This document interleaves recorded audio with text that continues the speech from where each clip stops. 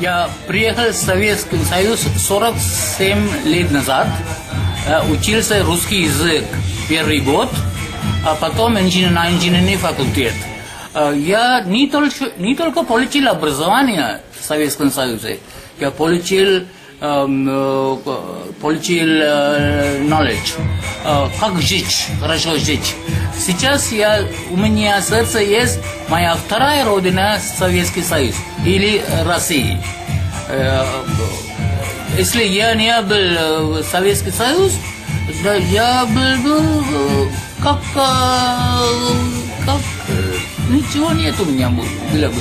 Сейчас я преподаю врачам,